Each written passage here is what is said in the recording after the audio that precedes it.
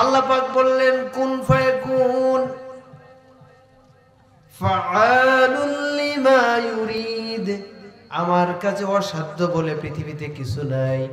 আমি আল্লাহ যেটা চাই সেটা মুহূর্তের মধ্যে হয়ে যায়। সবাই বলি সুবহানাল্লাহ। আল্লাহ পাক হচ্ছেন ইন্নাল্লাহা আলা কুল্লি শাইইন কাদির। আল্লাহ পাক সর্ববিষয়ে সর্বশক্তিমান।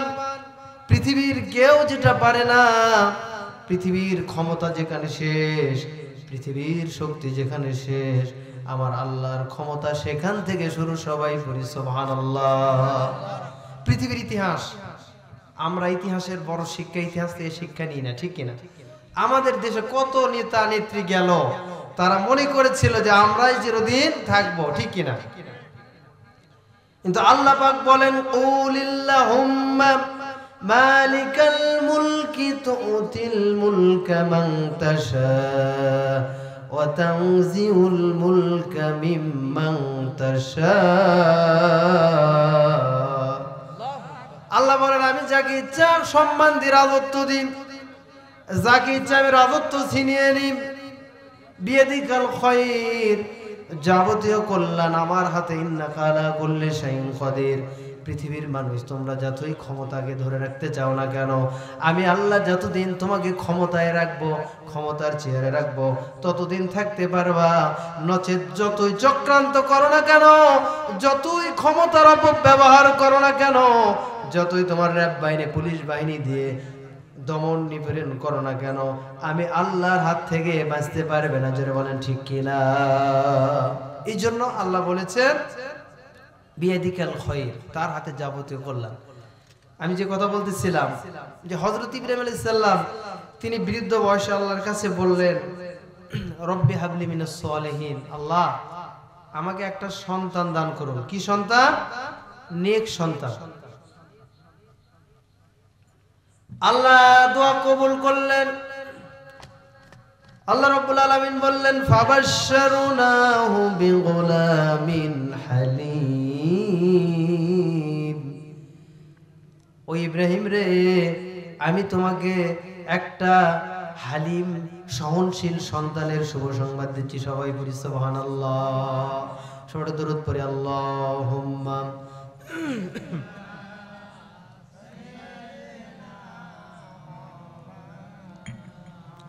وعلى علي سيدنا شفيعنا।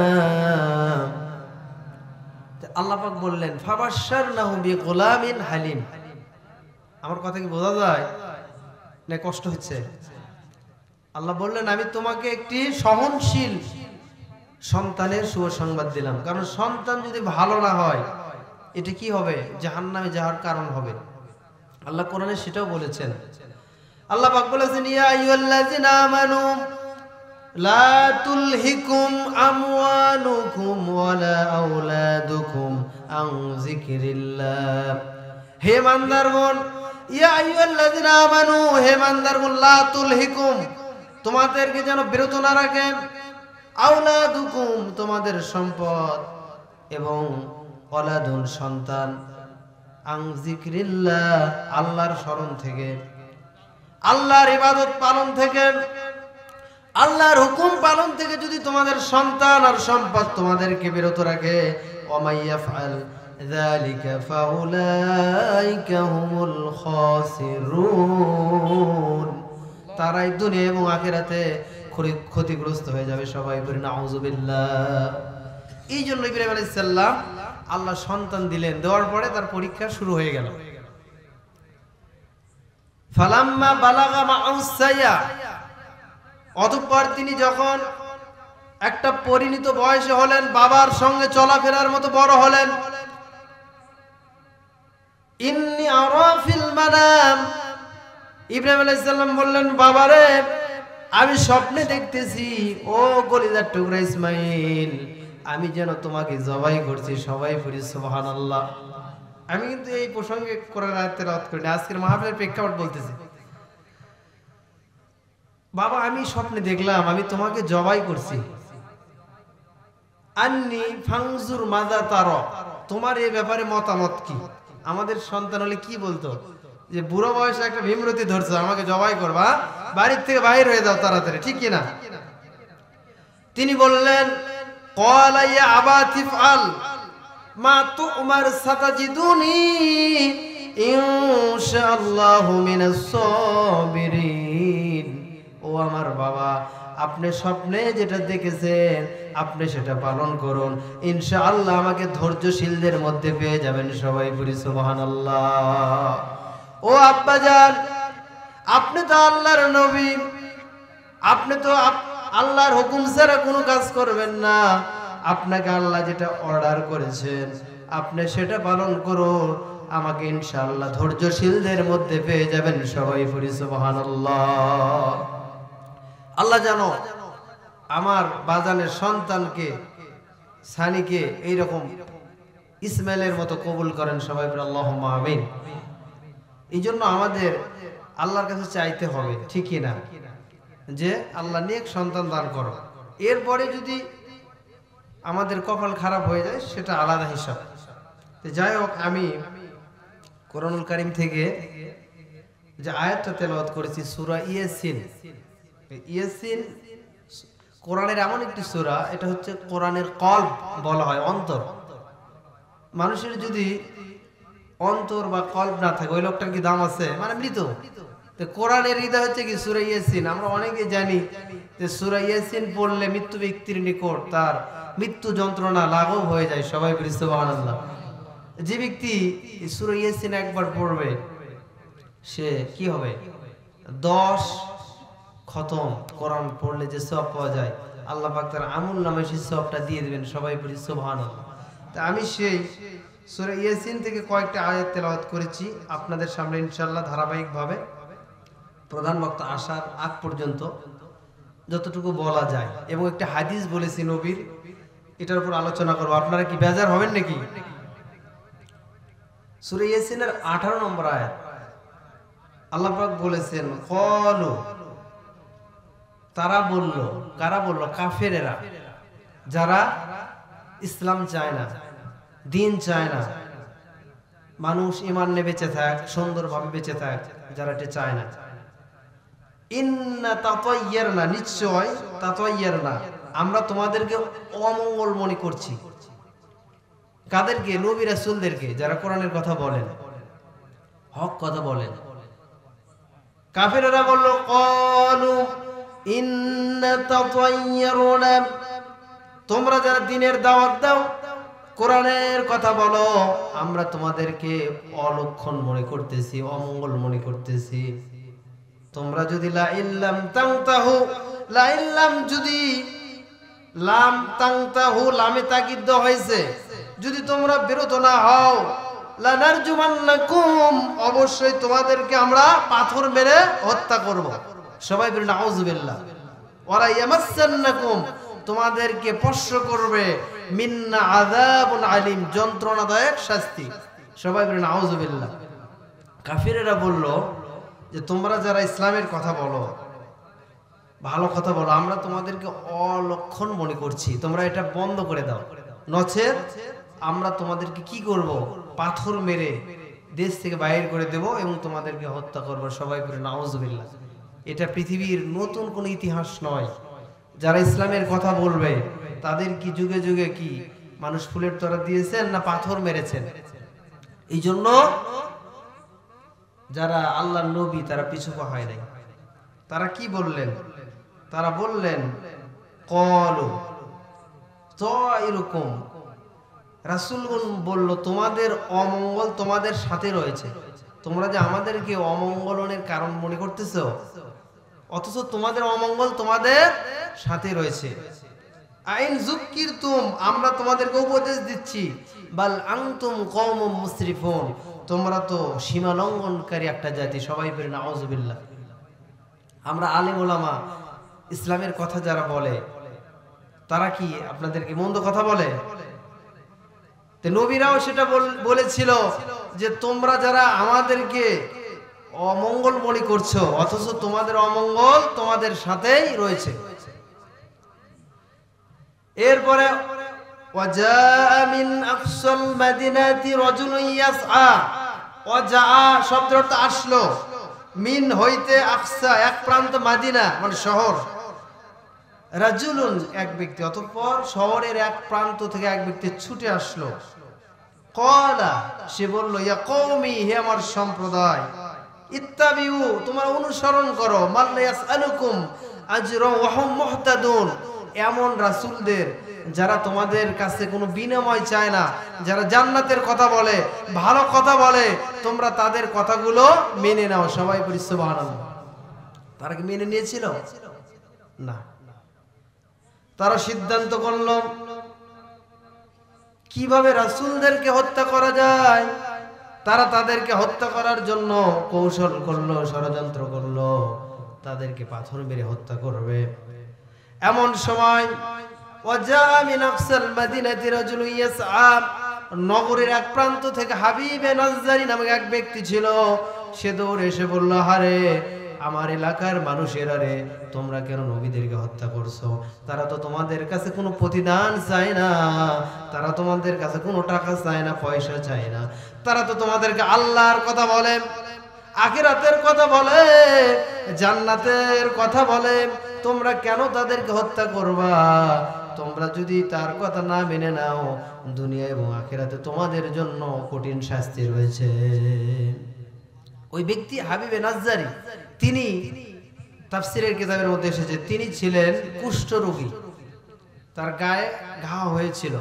সে শহরের এক প্রান্তে গিয়ে বসবাস করত। তখন সে নিয়ত করেছিল, আল্লাহ যদি আমার এই রোগটা ভালো হয়ে যায়, তাহলে আমি রাসূলগণের প্রতি কি করব? ঈমান গ্রহণ করব, ঈমান আনব। তখন আল্লাহ পাক তার দোয়াটা কবুল করে তার রোগ ভালো করে দিয়েছিল। কিন্তু ওই সমাজের লোকেরা, ওই দেশের লোকেরা নবী রাসূলদের সঙ্গে খারাপ অত্যাচার করতে করতে তাদেরকে মৃত্যুর দিকে নিয়ে যাচ্ছিল। তখন তিনি শহরের ওই প্রান্ত থেকে এসে বললেন, ওমা লিয়া লা আবুদুল্লাযী ফাতারানি ওয়া ইলাইহি তুরজাউন, যে তোমাদের কি হয়েছে যে তোমরা সেই আল্লাহর ইবাদত করছো না যিনি আমাকে এবং তোমাদেরকে সৃষ্টি করেছেন। সবাই বলি সুবহানাল্লাহ। এবং ওয়া ইলাইহি তুরজাউন, তার কাছে আমাদেরকে ফিরে যেতে হবে। সবাই বলি সুবহানাল্লাহ। আমাদের কি আল্লাহর কাছে ফিরে যেতে হবে না? তাহলে এই আয়াতগুলোর সংক্ষিপ্ত তাফসীর আমরা শুনলাম যে পৃথিবীতে যারা ইসলামের কথা বলবে তাদেরকে যুগে যুগে কষ্ট দেওয়া হয়েছে এবং তাদেরকে পৃথিবী থেকে বিদায় করে দেওয়ার জন্য যত প্রকার ষড়যন্ত্র আছে সব করা হয়েছে। তো এই জন্য আমরা যারা নেতা আছি, শাসক গোষ্ঠী, তারা যদি এই খোদাদ্রোহীদেরকে পৃথিবী থেকে বিদায় করে দেওয়ার চেষ্টা করে, তারাই পৃথিবী থেকে বিতাড়িত হয়ে যাবে, ঠিক কিনা? এই জন্য ইসলাম এই যে অন্ধকার, যারা যে অন্ধকার যে পোকাগুলো থাকে, এখানে আলো দেখলে তারা এসে কি করতেছে? এখানে লাফালাফি করতেছে, ঠিক কিনা? কিন্তু তারা কি এখানে এই আলোকে নিভিয়ে দিতে পারবে? বলেন, তারা নিজেরাই শেষ হয়ে যাবে। এই যে আলোর সঙ্গে লাফাতে লাফাতে লাফাতে এক সময় শেষ হয়ে যাবে, কিন্তু আলো নিভিয়ে দিতে পারবে না।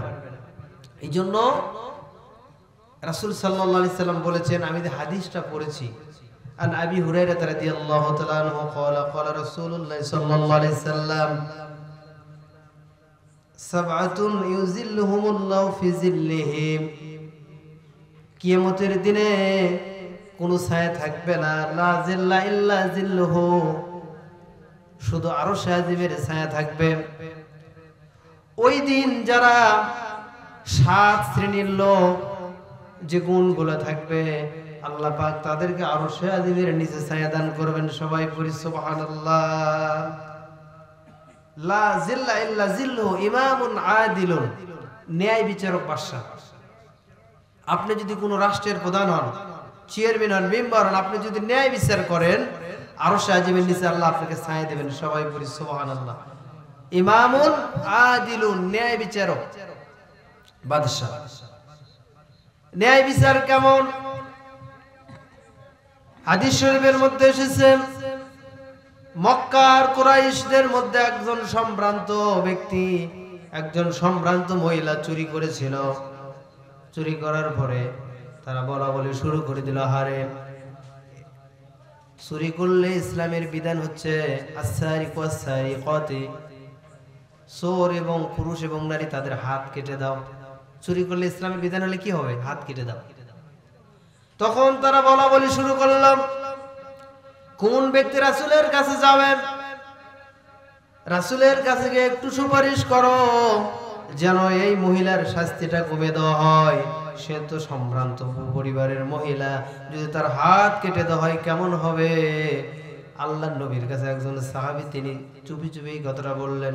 আল্লাহর নবী এমন রাগ করলেন, তার মুখ চোখগুলো লাল হয়ে গেল।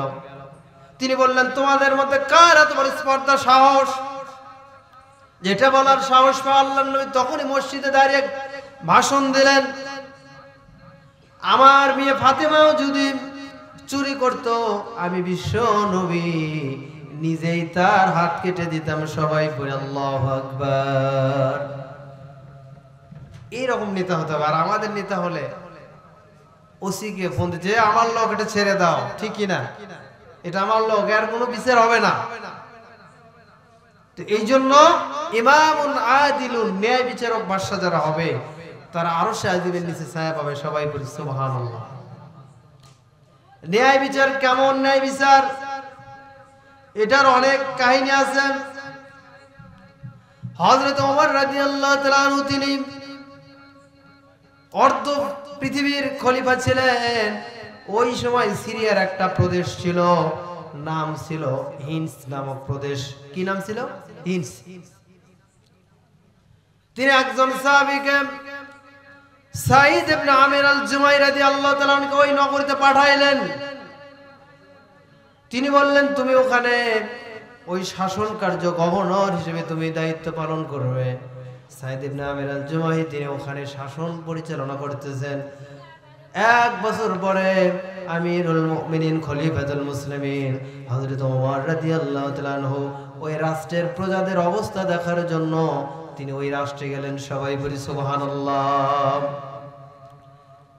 রাষ্ট্রের জনগণ তারা এসে বলল, আমাদের আমির এমন একটা আমির দিয়েছেন, তাদের বিরুদ্ধে আমাদের 4টা অভিযোগ। কয়টা অভিযোগ বলেন তো? 1 নম্বর অভিযোগ, আমাদের এই নেতা প্রতিদিন 1 ঘন্টা পরে অফিসে আসে। কয় ঘন্টা? 1 ঘন্টা পরে। 2 নম্বর অভিযোগ হচ্ছে, সপ্তাহে 1 দিন আমাদের নেতা অফিসে আসে না। 3 নম্বর অভিযোগ হচ্ছে, আমাদের নেতা রাত্রে বেলা যদি দরজা লেগে দিয়ে ঘরের ভেতরে, বাড়ির ভেতরে ঢোকে, যতই তাকে টাকা হোক না কেন আমাদের নেতার দরজা খুলে দেবে না, আমরা যতই ডাকাডাকি করি না কেন। 4 নম্বর অভিযোগ হলো, আমাদের নেতা এরকম ওয়াজ করতে করতে, বিচার করতে করতে হঠাৎ করে সেন্সলেস হয়ে মির্গি রোগীর মতো পড়ে যায়। হযরত ওমর রাদিয়াল্লাহু তাআলা তো শুনে রাগ করলেন। রাগ করার মতোই তো কথা, ঠিক কিনা? 4টা অভিযোগ। হযরত ওমর রাদিয়াল্লাহু তাআলা কিন্তু এক পক্ষের কথা শোনেন নাই। আমাদের বিচারকরা কি করে? আপনি যেটা বললেন সেটা শুনেই রায় দেয়। বিচারের নিয়ম হচ্ছে 2 পক্ষের কথা শুনতে হবে, এরপরে রায় দিতে হবে। হযরত ওমর রাদিয়াল্লাহু তাআলা তিনি বললেন, সাঈদ ইবনে আমির আল-জুমাহি, তোমার বিরুদ্ধে যে এই এলাকার লোকেরা 4টা অভিযোগ দিল, এটা কি সত্য কিনা? হযরত সাঈদ ইবনে আমির আল-জুমাহি রাদিয়াল্লাহু তাআলা চোখের পানি ধরে রাখতে পারলেন না। তিনি বললেন, ইয়া আমিরাল মুমিনিন, ইয়া খলিফাতুল মুসলিমিন, এই 4টা অভিযোগ সত্য, কিন্তু আমি এই 4টা অভিযোগ আমার আল্লাহ ছাড়া আর কাউকে কোনোদিন বলি নাই। আমি চাই না জনগণ আমার এই দুঃখের কথাগুলো শুনুক, কিন্তু যেহেতু আমার বিরুদ্ধে অভিযোগ দেওয়া হয়েছে, আমাকে অবশ্যই এটার উত্তর দিতে হবে, ঠিক কিনা? 1 নম্বর অভিযোগ হচ্ছে, আমি প্রতিদিন কার্যালয়ে যেতে 1 ঘন্টা দেরি করে। এর কারণ হচ্ছে, আমার বাড়িতে আমার স্ত্রী অসুস্থ, নিজে রান্না বান্না করতে পারে না, আমার স্ত্রীকে সাহায্য করার জন্য, হেল্প করার জন্য, রান্নার কাজে সাহায্য করার জন্য আমার কিছু সময় দেরি হয়ে যায়, এই কারণে আমার 1 ঘন্টা লেট হয়ে যায়। সবাই বলি সুবহানাল্লাহ। স্ত্রীদের কি সাহায্য করার দরকার আছে কি নাই? আমরা শুধু তাদের কাছ থেকে সেবা নেব, কিন্তু আল্লাহ পাক কোরআনে বলেছেন যে স্ত্রীদের উপর তোমাদের অধিকার আছে, স্ত্রীদেরও তোমাদের উপর অধিকার রয়েছে। শুধু তাদের উপর টর্চারিং করলেন, এ খাবার ভালো হচ্ছে না, রান্না ভালো হচ্ছে না, কি করো না করো, কিন্তু তাদের খোঁজ খবর নেওয়া আমাদের কি দায়িত্ব। ইসলামে মহিলাদের মর্যাদা আছে কি নাই বলেন তো? মায়ের মর্যাদা আছে কি নাই? আল্লাহ পাক কোরআনে বলেছেন আবুদুল্লাহ ওয়ালা তুশরিকু বিহি শাইয়্যান ওয়া বিল ওয়ালিদাইনি ইহসানা। ও দুনিয়ার মানুষেরা, তোমাদের 1 নম্বর দায়িত্ব হচ্ছে আমি আল্লাহ আমার ইবাদত করবা। 2 নম্বর দায়িত্ব হচ্ছে বিল ওয়ালিদাইনি ইহসানা, তোমাদের মাদের সঙ্গে ভালো ব্যবহার করবা। সবাই বলি সুবহানাল্লাহ। পৃথিবীতে সমস্ত মহিলা কারো না কারো মা, কারো না কারো বোন, ঠিক কিনা? এই জন্য ইসলামে মায়ের মর্যাদা কম না বেশি? একজন সাহাবী এসে বললেন, ইয়া রাসূলুল্লাহ, ইয়া হাবিবাল্লাহ, আমি কার খেদমত করব? আল্লাহর নবী বললেন, উম্মুকা, তোমার মায়ের। আবার আল্লাহর নবী বললেন, কার খেদমত করব ইয়া রাসূলুল্লাহ? আল্লাহর নবী বললেন, তোমার মায়ের, তোমার মায়ের। এভাবে 3 বার বললেন। চতুর্থ বার বললেন, ইয়া রাসূলুল্লাহ, হাবিবাল্লাহ, হুজুর আমি কার খেদমত করব? আল্লাহর নবী বললেন, সুম্মা আবুকা, তোমার বাবার। এই জন্য ইসলামে মায়ের মর্যাদা আছে কি নাই? এই জন্য কবি বলেছেন, মাগো মা,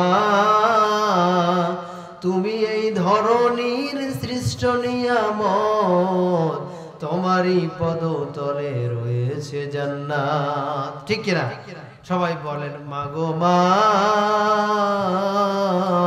তুমি এই ধরনীর সৃষ্ট নিয়ামত, তোমারই পদে তলে রয়েছে জান্নাত। এই জন্য যুবক ভাইয়েরা, যাদের মা আছে, এখনো বেঁচে আছে, আমাদের উচিত মা বাবার সঙ্গে যদি বেয়াদবি হয়ে যায়, তাদের হাত ধরে হোক, পা ধরে হোক ক্ষমা নিতে হবে। ঠিক কিনা? আর যাদের বাবা মা মারা গেছে, যেমন আমার বাবা জান জাহিদুর রহমান বলল, বাজান আমার মার জন্য একটু দোয়া করবেন। মার কথা বলেই তিনি কান্না করে দিয়েছে। সম্পর্কে আমার দাদি হচ্ছে, আল্লাহ যেন দাদির কবর এবং দাদার কবরকে জান্নাতের বাগান বানিয়ে দেয়। সবাই বলে আল্লাহুম্মা আমিন। আপনি যদি কোনো মানুষের জন্য দোয়া করেন, প্রথমে আপনার জন্য সে দোয়াটা কবুল করা হয়। সবাই বলি সুবহানাল্লাহ। যদি বাবা মার সঙ্গে বেয়াদবি করি, পৃথিবীতে যত বড় আপনি আলেম হন না কেন, বক্তা হন না কেন, হাজী হন না কেন, আপনার বড় শাস্তি হবে মৃত্যুর সময়। আল্লাহর নবীর একটা সাহাবী ঘটনা মনে পড়ে গেল। তিনি মৃত্যু সজ্জায় অনেক নামাজ কালাম পড়েছেন, কালেমা পড়তে পারতেছেন না। কি করতে পারতেছেন না? কালেমা পড়তে পারতেছেন না। সাহাবীরা বলা বলে শুরু করলাম, আল্লাহর নবীর সাহাবী তো অনেক বড় আবেদ ছিলেন, ইমানদার ছিলেন, তিনি কেন কালেমা পড়তে পারতেছেন না? আল্লাহর নবীর কর্ণকুহরে পৌঁছে গেল ঘটনাটা। সেই সাহাবীর নাম ছিল আলকামা রাদিয়াল্লাহু তাআলা আনহু। আল্লাহর নবী বললেন, যাও তার বাড়িতে খবর নাও, তার বাবা মার সঙ্গে কি কি সে বেয়াদবি করেছে কিনা। শোনা গেল তার মা তার উপর অসন্তুষ্ট ছিলেন, তার মা তার উপর রাজি খুশি ছিলেন না। আল্লাহর নবী বললেন, তোমরা আগুন এবং লাকড়ির ব্যবস্থা করো, আমি নবী নিজেই আলকামারকে আগুনের মধ্যে পোড়া দেব। সবাই পড়ে নাউজুবিল্লাহ। এইবার তাকে যখন আগুনের মধ্যে ফেলে দেওয়া হবে, তার মা সহ্য করতে পারলো না, বলল, ইয়া রাসূলুল্লাহ, হাবিবাল্লাহ, যদি আমার সন্তান আমার সঙ্গে বেয়াদবি করে, ইয়া রাসূলুল্লাহ, ইয়া হাবিবাল্লাহ, আমি মা, আমার সন্তান আগুনের মধ্যে জ্বলবে, এটা আমি সহ্য করতে পারবো না। আমি মন থেকে আলকামারকে ক্ষমা করে দিলাম। সবাই পড়ি সুবহানাল্লাহ। কিছুক্ষণ পরে আলকামা রাদিয়াল্লাহু তাআলা কালেমা পড়তে পড়তে লা ইলাহা ইল্লাল্লাহু মুহাম্মাদুর রাসূলুল্লাহ। সবাই একটু কালেমা পড়ি, লা ইলাহা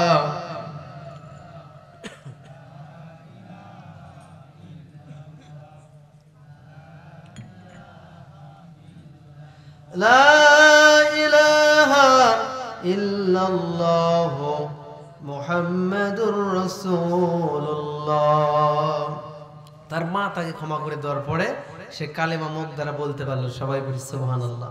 এই জন্য যুবক ভাইয়েরা, যাদের বাবা মা বেঁচে আছে, আপনি একটা চিন্তা করবেন, আপনার বাবা মার উপর যখন আপনার রাগ হবে, আপনি নিজের স্ত্রীর দিকে তাকাবেন। আপনার স্ত্রী যখন হামেলা, প্রেগনেন্ট, গর্ভবতী অবস্থায় থাকবে, দেখবেন সে রাত্রে ঘুম পাড়তে পারে না, ঠিক কিনা?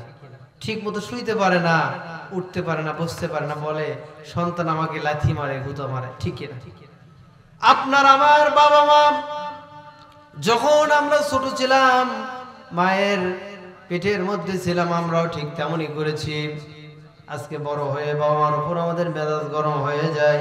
এই জন্য আপনি সাইকোলজি মনে করবেন, তাহলে বাবা মার প্রতি আপনার মোহাব্বত বেড়ে যাবে। সবাই পড়ি সুবহানাল্লাহ। তাহলে ওই যে সাইদ ইবনে আমির আল জুমাই কি বলতেছিলাম, সে প্রতিদিন কার্যালয়ে যেতে 1 ঘন্টা দেরি হয়। মানে কি? তার স্ত্রী ছিল অসুস্থ, এই অসুস্থতার সেবা যত্ন করতে তার 1 ঘন্টা দেরি হয়ে যায়। জনগণ তারা কাদাকাটি শুরু করে দিয়েছে, আরে আমাদের নেতা এত কষ্ট করে কার্যালয়ে আসে, আমরা কেউ নেতার খবর রাখি না। 2 নম্বর অভিযোগ ছিলাম, সপ্তাহে 1 দিন সে কার্যালয়ে আসে না। জনগণ বলল, কেন সে সপ্তাহে 1 দিন আসে না? আমিরুল মুমিনিনের বিচার করে দিন। সে বলল, ও জনগণেরা, এই যে আমার গায়ে একটা জামা দেখতেছো, আমার এই একটা জামা ছাড়া আর দ্বিতীয় কোনো জামা নাই। আমি সপ্তাহে 1টা দিন পরিষ্কার করি। পরিষ্কার করার সময় আমি সিরা কোনো কাপড় দিয়ে আমি ঘরের মধ্যে থাকি, এটাতে তো আমি মানুষের সামনে আসতে পারবো না। এই জন্য আমি সপ্তাহে 1 দিন কার্যালয়ে আসতে পারি না। সবাই পড়ে আল্লাহু আকবার। আর আমাদের সামসা গিরি যারা করে, 1 বছর পরে দেখবেন লক্ষ লক্ষ টাকার মালিক হয়ে যায়, ঠিক কিনা? আর ইসলামের যারা শাসক হবে, তাদের কোন সম্পদ ছিল না। জনগণ কান্দা হারে। আমরা কার বিরুদ্ধে অভিযোগ দিয়েছি? এমন একজন মানুষ, আহারে আমরা তো ভুল করেছি। 3 নম্বর হচ্ছে, আমাদের নেতা যখন রাত্রে বেলা ঘরের দরজা বন্ধ করে ঘুমে যায়, আমরা যতই টাকাটাকি করি, নেতা দরজা খোলে না। তখন তাকে বলা হলো, এ সাইদ তুমি কেন রাত্রিবেলা দরজা বন্ধ করলে, তুমি কেন খোলো না দরজা? তখন তিনি উত্তর দিলেন, হে আমিরুল মুমিনিন, হে খলিফাতুল মুসলিমিন, সারাদিন আমি কার্যালয়ে কাজ করি, জনগণের সেবা করি, কিন্তু রাত্রি যখন গভীর হয়ে যায়, ওয়াসজুদ ওয়াক্তারিব, আমি ফাইজা ফারাকতা ফানসাব ওয়া ইলা রাব্বিকা ফারগাব, আমি সমস্ত কাজকর্মগুলো বন্ধ করে আমি আমার রবের সামনে দাঁড়িয়ে নামাজ পড়ি। কে যেন আমাকে ডাকে, কোথায় থেকে ডাকে, কারো ডাক আমার কানে পড়ে না। সবাই পড়ি সুবহানাল্লাহ।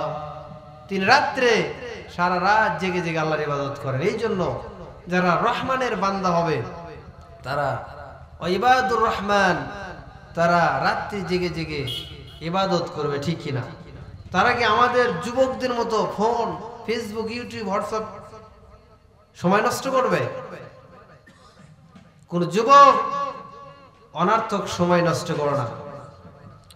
রাত কি কেটে যাবে ঘুমে অলসে, তুমি কি চিনবে না তোমার প্রভুকে, প্রভুকে, প্রভুকে।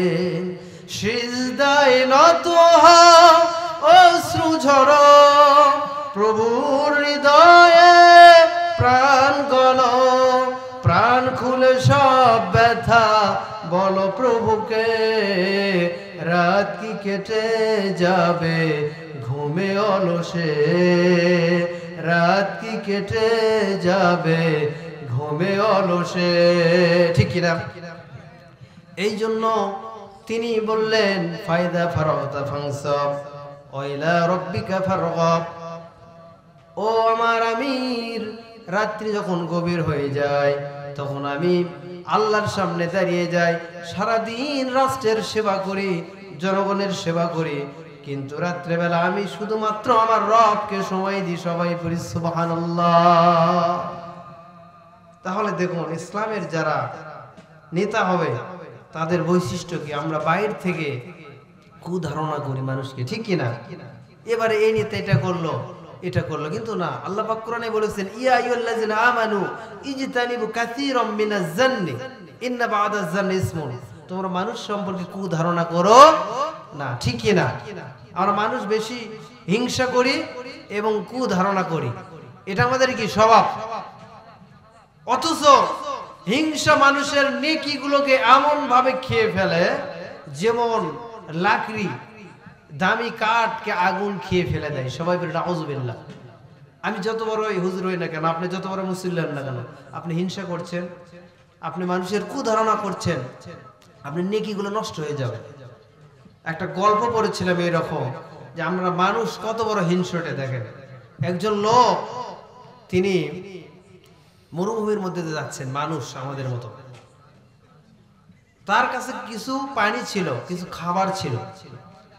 ওই লোকটা মরুভূমির মধ্যে যেতে যেতে হঠাৎ করে তার পানিটা পড়ে যায় হোঁচট খেয়ে।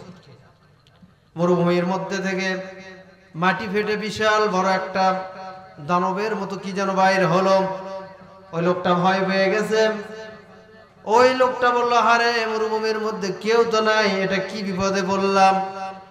সে বলল, আমি দানব, আজকে শত শত বছর হলে আমি পানি পাইতেছি না, আজকে তুমি একটু আমাকে পানি দিয়েছো রে মানব, আজকে তুমি যা চাইবা আমি তোমার মনের আশাটা পূর্ণ করে দিব। সবাই বলি সুবহানাল্লাহ।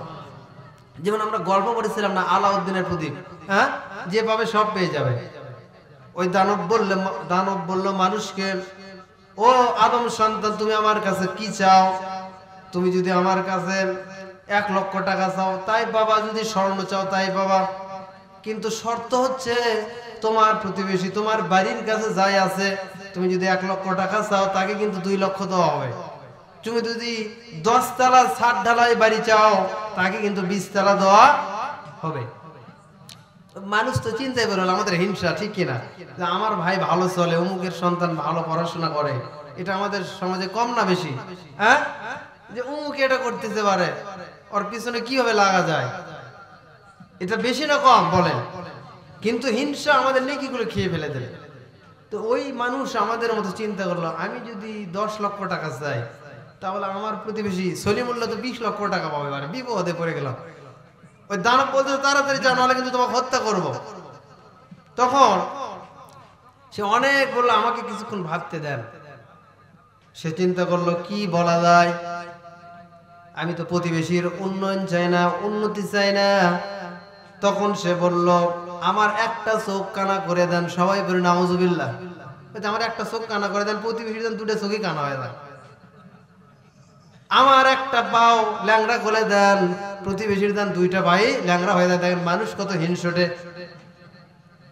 তো এই জন্য ইসলামের যারা সরকার হবে, নেতা হবে, তাদের বিরুদ্ধে এরকম মিথ্যা বা আমাদের সমাজে আছে কিনা, এই জন্য আল্লাহ পাক কোরআনে বলেছেন, তোমরা না জেনে কোন লোকের ব্যাপারে কুধারণা করবে না, এটা গুনার কাজ। আপনি কোনো কিছুর সত্যতা যাচাই না করে মানুষের কথা শুনে আপনি এটা বলে বেড়াবেন, আপনি ওই লোকটা গুনাহ করে যা হবে আপনি বলে বেড়ানোর কারণেও আপনার সেটা হবে। সবাই বলে নাউযুবিল্লাহ। তাহলে 1 নম্বর আরশে আজিমের নিচে ছায়া পাবেন কে? ইমামুন আদিলুন, ন্যায় বিচারক বাদশা। 2 নম্বর হচ্ছে ওয়াশাবুন নাশআতু ফি ইবাদাতিল্লাহ, এমন যুবক যে তার যৌবন কালকে আল্লাহর ইবাদতে কাটিয়ে দেবে। সবাই সুবহানাল্লাহ। এই যৌবনের বড় দাম আছে, এটা আল্লাহর নিয়ামত। এই জন্য যুবকদেরকে বলবো, অনার্থক সময় নষ্ট না করে তুমি যদি যৌবন অবস্থায় আল্লাহর জন্য তোমার সময় দাও, তাহলে এখনকার 1 সিজদা বৃদ্ধ মানুষের 100 সিজদার চাইতে বেশি দামি হবে, ঠিক কিনা?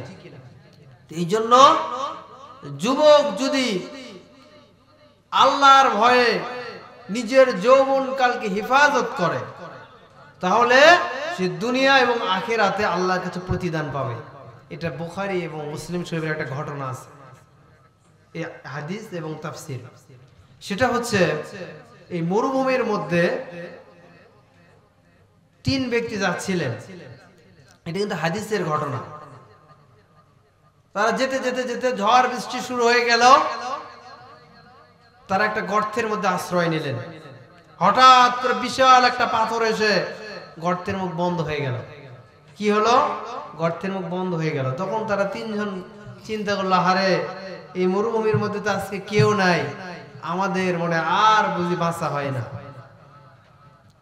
তখন 3 জন মানুষ যখন বিপদে পড়ে যায় তখন কিন্তু তার আর কোনো কথাই মনে থাকে না। 3 জন আল্লাহর কাছে সিজদায় পড়ে গেল আর বলা বলি শুরু করলো, আমরা আল্লাহর উদ্দেশ্যে নিয়ে যে কাজগুলো করেছিলাম পৃথিবীতে, সেটা ওসিলা দিয়ে আল্লাহর কাছে আমরা একটু দোয়া করি, সবাই করি সুবহানাল্লাহ। এই জন্য পৃথিবীতে আপনি যে কাজটাই করেন না কেন, সভা করেন, বক্তাগিরি করেন, ওয়াজ করেন, রাজনীতি করেন, একমাত্র আল্লাহকে পাওয়ার জন্য হতে হবে, ঠিক কিনা?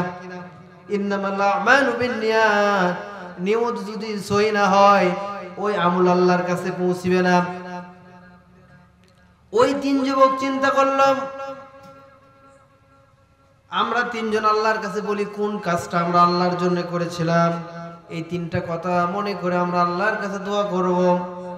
একজন বলল, আরে আমি তো একটা কথা আমার মনে পড়ে যায়, যুবক বয়সে যখন আমার মধ্যে শয়তান ধোঁকা দিয়েছিল, আমার একজন চাচাতো বোন ছিল সুন্দরের উপসী, তার সঙ্গে ব্যভিচার করার জন্য শয়তান আমাকে ওয়াসওয়াসা দিয়েছিল। আমি যখন সেই পথে হাঁটতেছিলাম, এমন সময় সংক্ষিপ্ত আকারে বলতেছি, আমার ওই যুবতী বোন বলতেছিল, ইন্নী আখাফুল্লাহ, ও আমার ভাই তুমি আল্লাহকে ভয় করো, আজকে তুমি আমার সঙ্গে ব্যভিচার করতে পারো, কিন্তু কাল কঠিন কিয়ামতের দিনে যেদিন আল্লাহর দরবারে দাঁড়াতে হবে, সেই দিন তোমাকে জিনাকারের কাতারে দাঁড়াইতে হবে। সবাই পড়ে নাউযুবিল্লাহ। এই জন্য ওই যুবক বলল, আল্লাহ সেই দিন আমি তোমার ভয়ে, আল্লাহ তোমাকে আমি বিশ্বাস করে আমি ওই গুনার কাছ থেকে বিরত থেকেছিলাম। আল্লাহ যদি তুমি আমার এই নেক আমলটা পছন্দ করো আল্লাহ, তাহলে তুমি এই গর্তের মধ্য থেকে আমাদেরকে বাইর হওয়ার একটা রাস্তা বাইর করে দাও। সবাই পড়ি সুবহানাল্লাহ। তখন সামান্য একটি ওই পাথর সরে গেল। সবাই পড়ি সুবহানাল্লাহ। আর এক বন্ধুকে বলতেছে, তুই মনে কর তুই কি ভালো কাজ করেছিস, সেটা দিয়ে আল্লাহর কাছে দোয়া কর। তখন সেই বন্ধু বলল, এখানেও দেখেন বাবা মার খেজমত, যে আমি অনেকগুলো আমার দুম্বা ছিল, ছাগল ছিল, আমি এগুলো মরুভূমির মধ্যে চারণ ভূমিতে চড়াইতাম, এরপরে বাড়িতে নিয়ে এসে আমি দহন করতাম। দহন করার পরে প্রথমে আমার বাবা মাকে আমি দুধটা দিতাম। সবাই বলি সুবহানাল্লাহ। একদিন আমি সেই ছাগলগুলো মরুভূমির মধ্য থেকে চরণ ভূমি থেকে নিয়ে আসার পরে দেখলাম আমার মা ঘুমিয়ে পড়েছে, আমার সন্তানেরা ক্ষুধায় ছটফট করতেছে এবং আমার সন্তানরা বলতেছে, ও বাবা আমাদেরকে একটু দুধ দাও, তোমার মা তো ঘুমিয়ে গেছে। তখন আমি বললাম, না না না, আমার মা না খাওয়া পর্যন্ত আমি তোমাদেরকে দুধ দেব না। সবাই পড়ি সুবহানাল্লাহ। তখন ওই যুবক বলল, ইয়া রাব্বুল আলামিন, সেই দিনকের ওই আমলটা যদি তোমাকে খুশি করার জন্য করে থাকে আল্লাহ, তাহলে তুমি এই ওসিলা দিয়ে এই গুহা থেকে পাথরটা সরিয়ে দাও। সবাই পড়ি সুবহানাল্লাহ। তখন গুহার মুখ থেকে পাথর অনেকটা সরে গেল। সবাই পড়ি সুবহানাল্লাহ। এরপরে তৃতীয় এক ব্যক্তি ছিল, সে বলল যে তুমি কিছু কথা মনে করো বন্ধু, দেখো আর একটু যদি সরে যায় আমরা বাইরে হতে পারবো ইনশাআল্লাহ। তখন সে বলল, আমার একটা কথা মনে পড়ে বন্ধু, আমি একটা লোককে কাজের জন্য নিয়েছিলাম, কাজের জন্য। সে সামান্য কয়েকটা টাকা পেত আমার কাছে, ধরেন ওই সময় 100 দিরহাম বা 200 দিরহাম। তা আমি ওই টাকাটা ওই লোকটা না নিয়ে চলে গেছে। আমি ওই টাকাটা দিয়ে একটা ছাগল কিনেছিলাম। ছাগল থেকে বাচ্চা দিতে দিতে দিতে একটা পাল হয়ে গিয়েছিল, অনেকগুলো ছাগল হয়েছিল, সবাই সুবহানাল্লাহ। ওই লোক কয়েক বছর পরে 10-12 বছর পরে এসে বললেন, মুনিব, আমি যে আপনার বাড়িতে ওই যে 10 বছর আগে কাজ করেছিলাম, আমার ওই টাকাটা দেন। তখন তিনি বললেন, আল্লাহ আল্লাহ ছিলেন, যে তুমি ছাগলের পালটা নিয়ে যাও, সবাই বলি সুবহানাল্লাহ। তখন বললেন, আপনি কি আমার সঙ্গে মশকরা করতেছেন? আমি পাইতাম 100 দিরহাম, আপনি আমাকে 10টা ছাগল বলতেছেন নিয়ে যাও, আমি আপনার টাকা নিব না। তখন বলল, না না না, আমি তোমার সঙ্গে মশকরা করছি না, তোমার ওই 200 দিরহাম দিয়ে আমি একটা ছাগল ক্রয় করেছিলাম, ওখান থেকে বিয়েতে বিয়েতে এতগুলো ছাগল হয়ে গেছে, এগুলো সব কিছুর মালিক তুমি। আল্লাহ, সেই দিন আমি ওই সমস্ত ছাগলগুলো আমার রাখালকে দিয়েছিলাম, আল্লাহ তুমি যদি ওই আঙুলটা কবুল করে থাকো, তাহলে এই গুহার মুখ থেকে পাথরটা তুমি সরিয়ে দাও, সবাই পড়ি সুবহানাল্লাহ। পাথরটা সরিয়ে গেল। তাহলে ওয়াশাবুন নাশআতু ফি ইবাদাতিল্লাহ, আল্লাহর ভয়ে যে যুবক তার যৌবন কালকে অতিবাহিত করবে, সে আরশ আজিমের নিচে ছায়া পাবে। 3 নম্বর ব্যক্তি হচ্ছে রাজুলুন কলবুন মুআল্লাকু বিল মাসাজিদ, মসজিদের সঙ্গে যার হৃদয়টা লটকানো থাকবে, যে আমি জোহরের নামাজ আদায় করলাম, আসরের নামাজ কখন পড়ব, এইরকম যার মসজিদের সঙ্গে মোহাব্বত থাকবে। কিন্তু আমাদের কি এরকম মোহাব্বত আছে? আমরা নামাজের কথা বললে মন খারাপ, আমাদের অনেক অজুহাত, অসুস্থতা, ব্যস্ততা, সময় নাই। কিন্তু না, আল্লাহ পাক কোরআনে বলেছেন যে বান্দা যখন সিজদা দেবে তখন সে আমার নিকটে চলে যাবে, সবাই বলি সুবহানাল্লাহ। মসজিদ একটা মুমিন এর বড় ইবাদতের জায়গা হচ্ছে মসজিদ। রাজুলুন মুআল্লাকুন বিল মাসাজিদ, যে মসজিদের সঙ্গে একটা তার হৃদয়টা লটকানো থাকবে। রাসূল সাল্লাল্লাহু আলাইহি সাল্লাম বলেছেন যে কিয়ামতের দিনে আল্লাহ পাক বলবেন যে মসজিদ আল্লাহর কাছে দরখাস্ত করবেন, আল্লাহ আমার প্রতিবেশী কই? তখন আল্লাহ পাক বলবেন, মসজিদকে তোমার প্রতিবেশী কারা? তখন মসজিদ জবান খুলে যাবেন, মসজিদ বলবে, ইয়া রব্বুল আলামিন, যারা 5 ওয়াক্ত নামাজ সময় মতো মুহাব্বতের সাথে মসজিদে এসে আদায় করেছে, আল্লাহ মসজিদকে ভালোবেসেছে, তারাই হচ্ছে আমার প্রতিবেশী, সবাই বলি সুবহানাল্লাহ।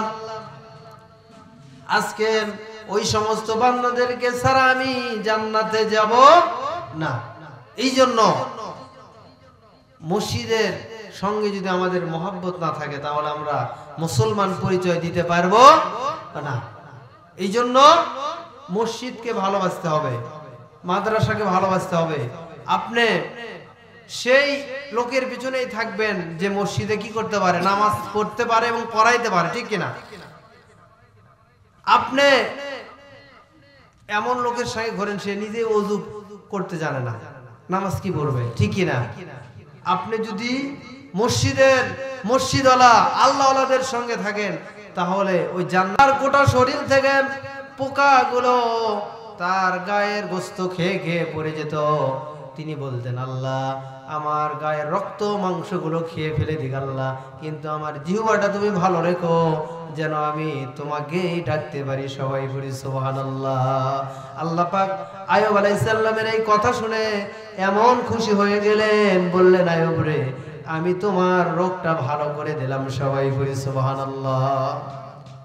অনেক মা বোনেরা বলে, আমার স্বামী খারাপ, সংসারে অনেক কাজ, ঠিক কিনা, এই জন্য নামাজ পড়তে পারি না। কিন্তু না, এই অজুহাত দেওয়া যাবে না। আল্লাহর নবী বলেছেন, মহিলারা যদি 4টা কাজ করতে পারে, কয়টা কাজ? তাহলে জান্নাতের যে কোনো দরজা দিয়ে তারা যেতে পারবে। কিন্তু পুরুষের ব্যাপারে এরকম বলা হয় নাই। এর মধ্যে 1 নম্বর হচ্ছে, যদি তারা 5 ওয়াক্ত নামাজ সঠিক সময় আদায় করতে পারে, তাহলে আল্লাহ পাক তাদেরকে জান্নাত দিয়ে দেবেন, সবাই বলি সুবহানাল্লাহ। যে মহিলা বলবে আমার স্বামী খারাপ, আমার কাজ, আল্লাহ পাক আসিয়াকে তুলবেন হাসরের ময়দানে, যে তোমার স্বামী কি ফিরাউনের চাইতে খারাপ ছিল? সে যদি একজন জালেমের ঘরে এত বড় আল্লাহওয়ালা বান্দি হতে পারে, ইবাদত করতে পারে, তাহলে তুমি কেমন করে এই মিথ্যা অপবাদ দিচ্ছ, আজকে তুমি জাহান্নামে চলে যাও। সবাই পড়ে নাউজুবিল্লাহ। 2 নম্বর হচ্ছে মহিলাদের স্বামীর প্রতি সন্তুষ্ট থাকতে হবে, ঠিক কিনা? আজকাল আমাদের মা বোনেরা, মহিলারা স্বামী যেটা এনে দেয় স্বামীর কথা বিশ্বাস করে না, যে না এটা তুমি মানে কম দামে এনে দিয়েছো, ঠিক কিনা? এবং অপরের প্রতি মহাব্বত বেশি, যে তোমার সঙ্গে বিয়ে হয়ে আমার জীবনটাই শেষ, তুমি তো আমাকে কোনোদিন ভালো কাপড় দিতে পারলে না, বলে কি বলে না? আমার তারওয়াইল গ্রামের মা বোনেরা অনেক ভালো, যেহেতু আমি এই গ্রামের জামাই, এই গ্রামের লোক ভালো, কিন্তু এ অনেক বিচার নিয়ে আসে আমাদের কাছে। এ তারওয়াইলের বলতেছেন, আপনারা কেউ রাগ করেন না। লিল্লাহে তাকবীর, নারায়ে তাকবীর। প্রধান বক্তার আগমন, মাওলানা শাহজাদা নূরী সাহেবের আগমন, নারায়ে তাকবীর। তাহলে আমি যে হাদিসটা আলোচনা করতেছিলাম, যেহেতু আমার সময় ছিল 1 ঘন্টা, আমার ভাই এসেছেন, উনি কথা বলবেন। আমার একটা কোরআনের আয়াত ছিল, ক্বালু ইন্না তাতায়্যারনা বিকুম লা ইল্লাম তানতাহু লানারজুমান্নাকুম ওয়া লা ইয়ামাসসান্নাকুম মিন্না আযাবুন আলীম। সূরা ইয়াসিনের 18 নম্বর আয়াত। যে রাসূলগণকে তারা বলল, তোমরা যদি দ্বীনের দাওয়াত দাও বন্ধ না করো, তোমরা যদি ইসলামের কথা বলো, তোমাদেরকে লা ইল্লাম তানতাহু লানারজুমান্নাকুম ওয়া লা ইয়ামাসসান্নাকুম মিন্না আযাবুন আলীম, তোমাদেরকে যন্ত্রণাদায়ক শাস্তি দিয়ে পৃথিবী থেকে বিদায় করে দেব। তখন আমাদের মধ্যে কিছু ভালো লোক আছে কি নাই?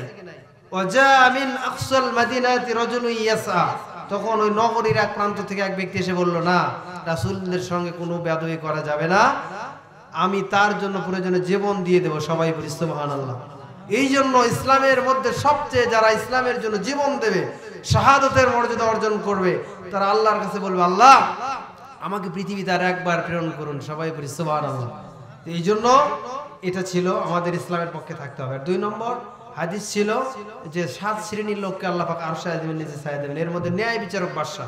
আপনি রাজনীতি করলে, নেতা হলেই যে বলবেন হুজুরের খুব লোভ বাড়ে, তারলের ইমাম সাহেব আবার মিম্বার পদে দাঁড়াচ্ছে, বলে কি বলে না?